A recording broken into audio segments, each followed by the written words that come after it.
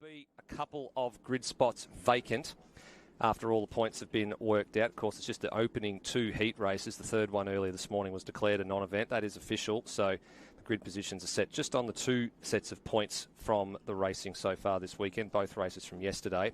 And we did see that pretty nasty accident for Alex Beswick earlier in the day. He's okay. He's off to hospital with just for some observation, so it's good to see he's okay. So he's going to be a non-starter for this one. Likewise, his father, for understandable reasons. So there'll be a couple of grid spots vacant there in the top half of the field in the 1600s. Here we go. We'll get them out in their sighting lap here. So have a look at this grid. There'll be Dan Reynolds on pole alongside of you, Michael Casella. We'll go back to Curtis Porter, Alex McDonald, the big four so far for the weekend. Let's go back to Simon Pace, Andrew Curran, Corey Ogden. He's slightly been progressing too, if you don't mind. Then we go back to Aaron Pace. Alex Henderman in ninth position on the grid. Then we go back to Heath Collison. No Alex Bestwick, of course, we just mentioned that. Ashley Clifford. We go back to Ben Forgan, Jason Fowler, Matthew Bode, and Rod Liston, the Western Australian there in position 16. Xavier Babbage Hockey back there in 17th position. Alongside of him will be Matt Harriott. Go back to Darren Power, Nathan Clifton, the South Australian. Then we go back to Grant Kelly, Cam Bell, Chris Behan, and Ed McFarrell back there in 24th position on the grid. Let's go back to Mark Moran, Michael Lloyd, Reece Rowland, got that nose cone back on that race car. Then we go back to Troy Forensko, Rob Vile, Ken Ray, John Rickstein, and Kathy Liston, one of the few lady drivers in this field. Then we go back to Peter Butler, Adam Henderson. Adam Beswick, of course, is out. There's no Kim Burton. Let's go back to the first of our 12 runners. It's going to be an interesting affair as well. We'll go back to Matthew Pearce, Steve Butcher, Richard Graham, Baxter Midwinter, who's just done the dash down to the pits there. That's position 40 on the grid. And we go back to Matthew Blyle, Hugh East, Frank Chessel, and the last of the 1200 class there, Julian Midwinter, who's had already had a bit of a tough time trying to get this car up and running, but it is well and truly out there, which is good news. Yeah, certainly is. It's been a bit of a mad dash to get that gearbox into that car from yesterday. He only did the couple of laps this morning in the rain-affected and short declared third heat race, which of course yielded no points. Everybody on the sighting lap, for a lot of drivers, this is the very first time they would have done what they call a championship standing start, where you start from the grid, do your sighting lap, come back to the grid, and then start from there. A lot of the grassroots motorsport these days, it's all what they call a non-championship standing start, where you leave the formation area, you go around, form up, and then you go straight away. So a little bit of a first, great initiative from the Formula V South Australian Club to be able to organise that. And it's a little bit of a unique thing that you don't see too often, as I said, in grassroots motorsport. And big thank you to Shell V-Power Motorsport Park for allowing that to happen as well. They've been great for us so far this weekend. Also like to thank all the sponsors that have come on board this weekend for Formula V National Challenge 2025. Porsche Valley Wines, Auto One at Clovercrest, BM Graphics, who have put together all the little goodie bags, that all the nice and interesting little objects that were handed out to all the drivers yesterday. Big thanks to Jonathan Scarey for doing that. Adelaide Retail Distributors, and of course Dunlop Motorsport, who have been here at the track since Friday, making sure that all the tyre needs of these 44 Formula Vs have been met along the way. It's a tall order, 44 cars, 4 sets of tyres per car, and of course all the puncture repairs and the new sets of wheels, flips on rims, all those sorts of things. They've been fantastic for us for the last few years. Dunlop Motorsport, we do thank them very, very much. Thanks to all our sponsors on board there. But now we're at the starting point here. We reckon about 9 laps to go with our 20 minutes plus 1 lap configuration. Yeah, the estimate's probably going to be 9, including the last lappers, from what we understand, 8 plus 1, just depending on timing, and that's just looking at how things have gone so far. Might be a little bit, maybe 1 or 2 off from that, but that's what a lot of drivers are banking on, that it's going to be somewhere between 8 and 9 laps. Just waiting for the last few cars to take up their grid positions at the rear of the pack here. And there they are. 35 there, Michael Kinsella.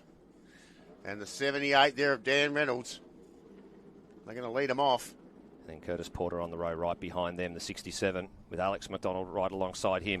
Short hold, and away we go. That gives you a pretty good illustration of the start there. Pretty poor start, actually, for Curtis Porter. He's been gazumped there by Alex McDonald. And Simon Pace in the number 50's gone through.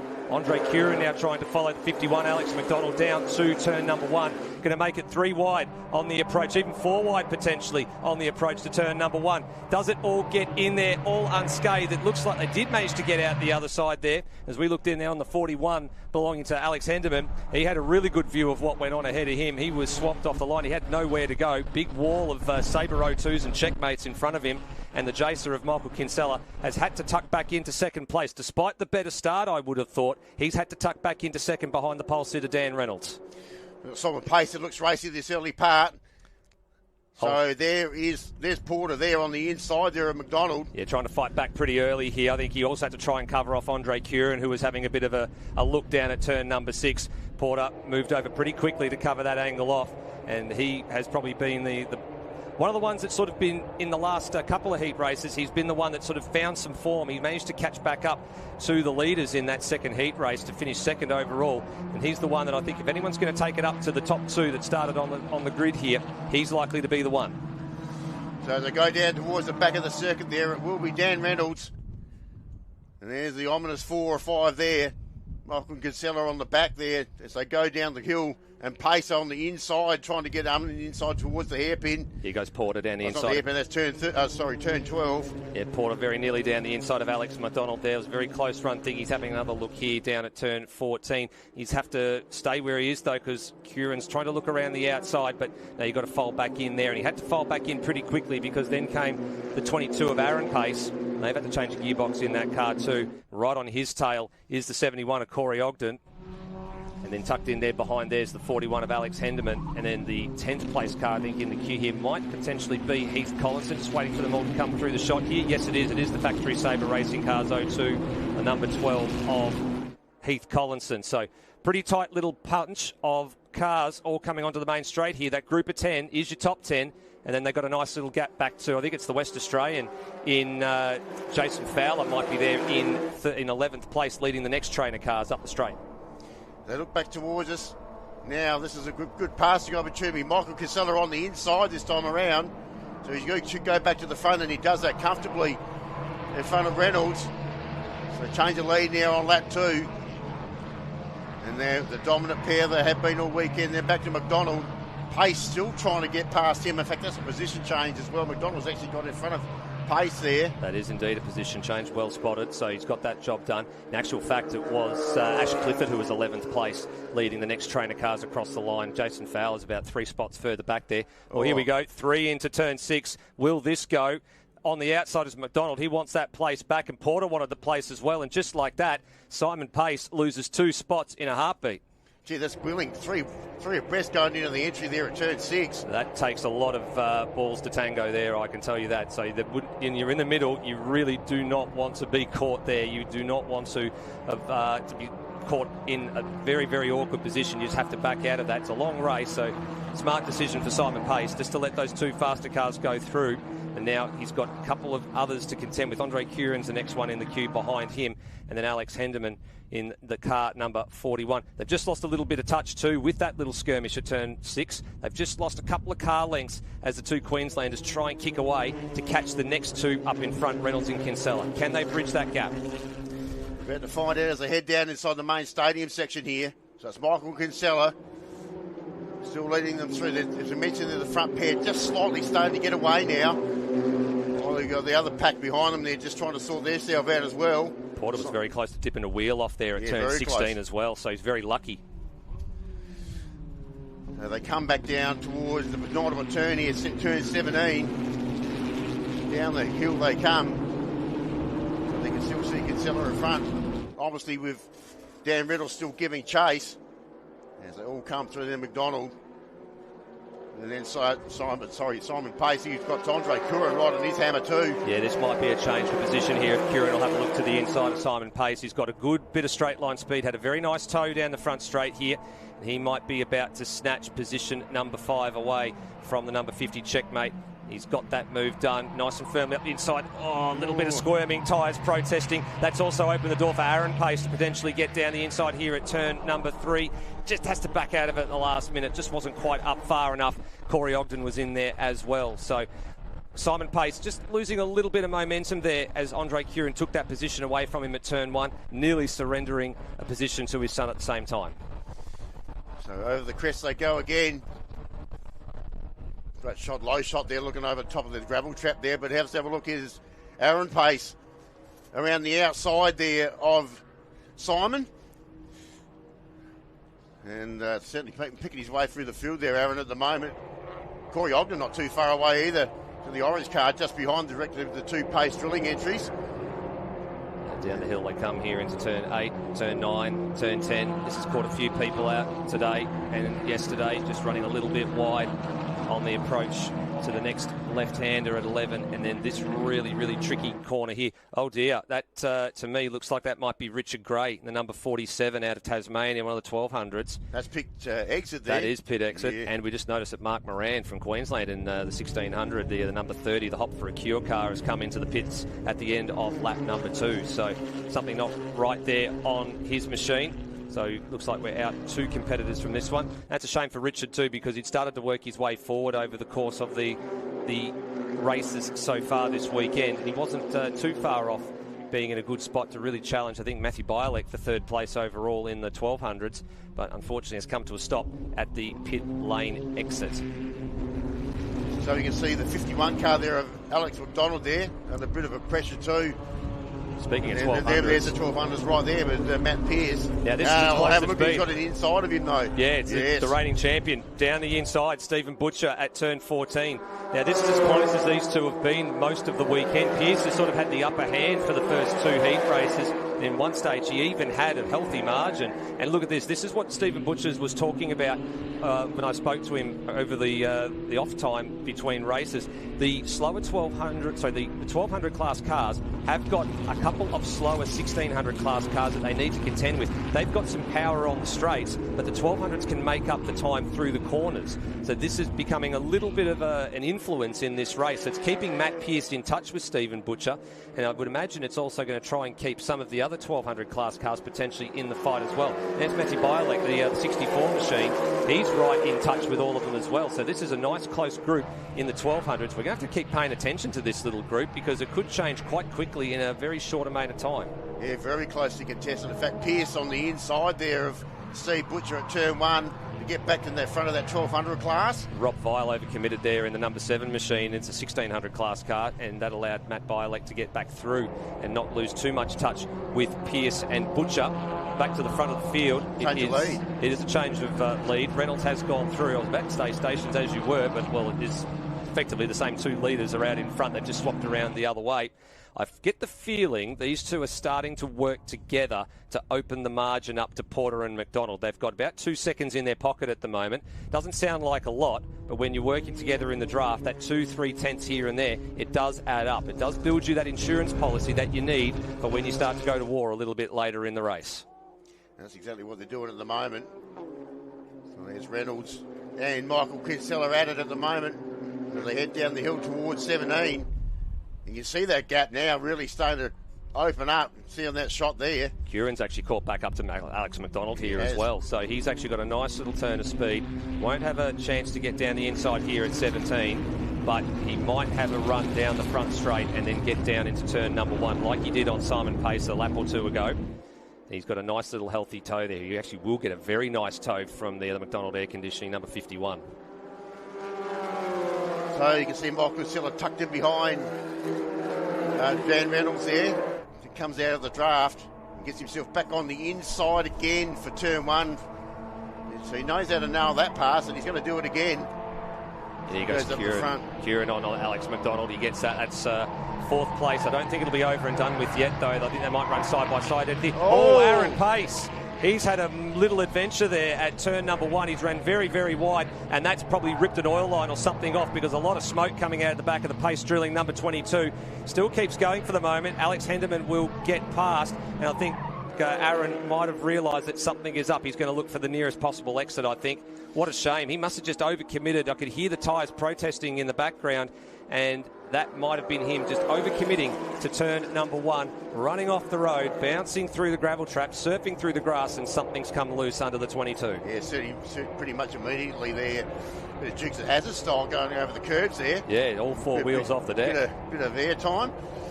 Now, these two opened up the margin by a further 0.2 of a second last time around. So working together is paying dividends for them. They've got a nice little 2.5 second margin back to Curtis Porter. And then, of course, Andre Kieran. Right, here we go.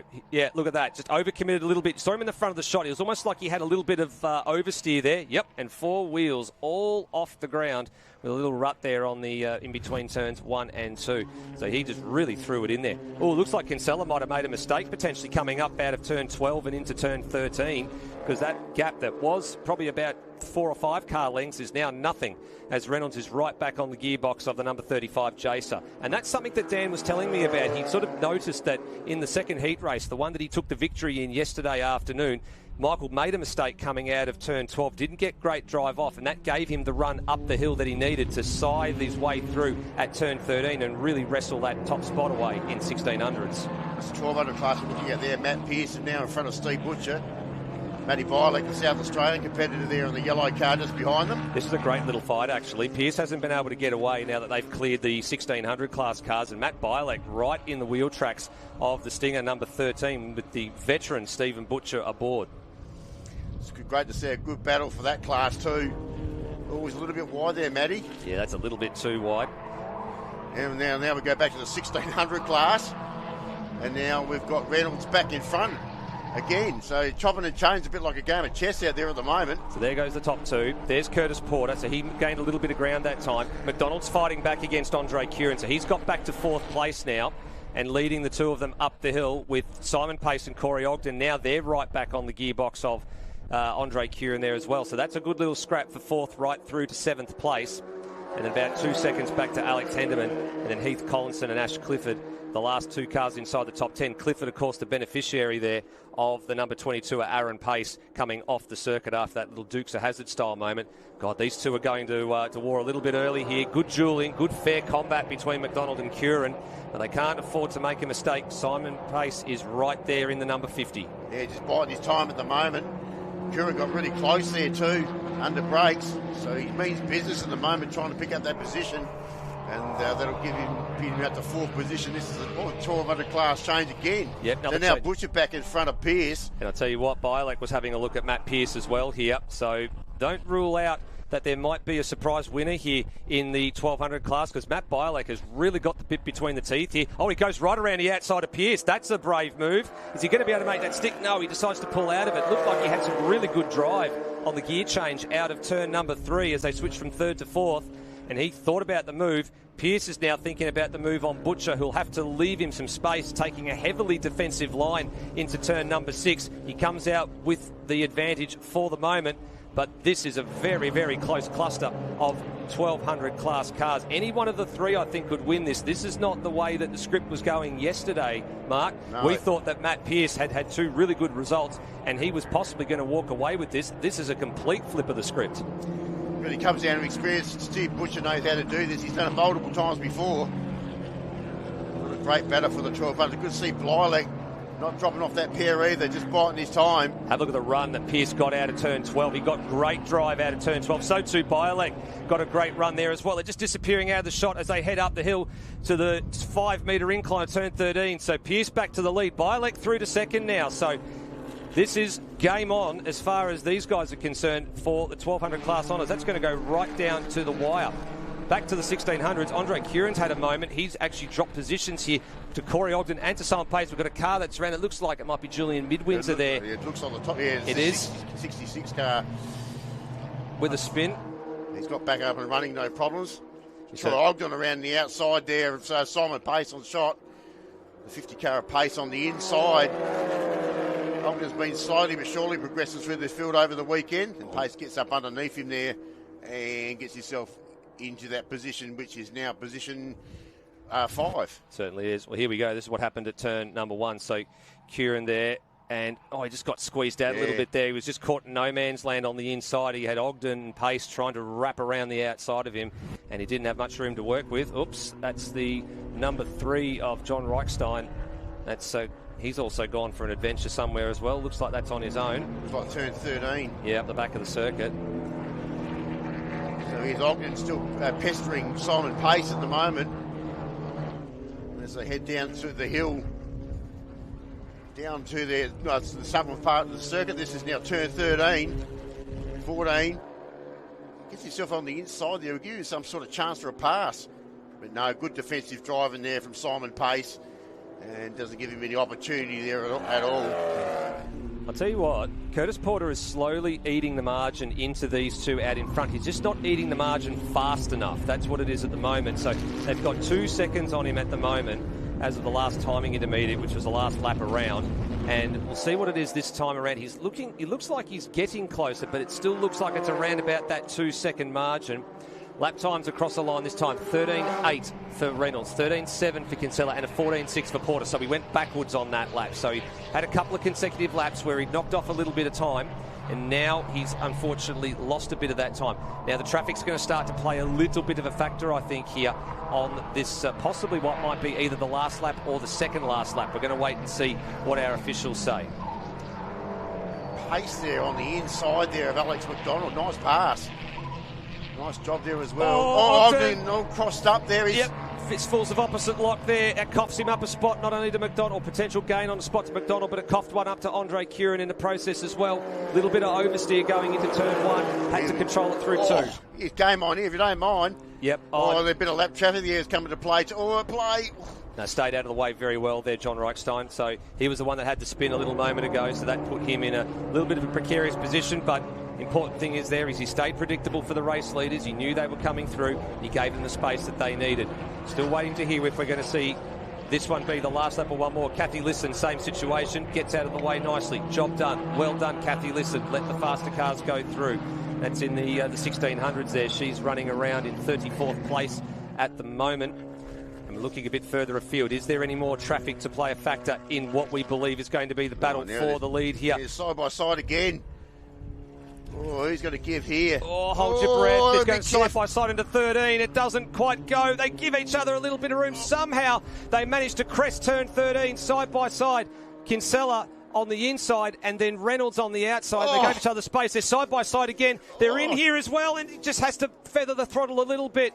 Does Daniel Reynolds to tuck back in behind the 35. The gloves have come off here for the win between Reynolds and Kinsella. Both sitting on 4 Australian Formula V National Challenge titles. Which one of them is going to be the first to 5?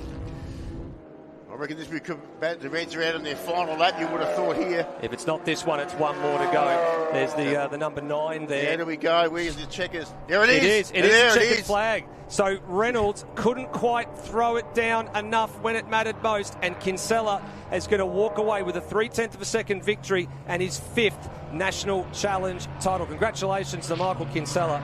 Dan Reynolds with 2nd place there in the checkmate. 3rd place to Curtis Porter.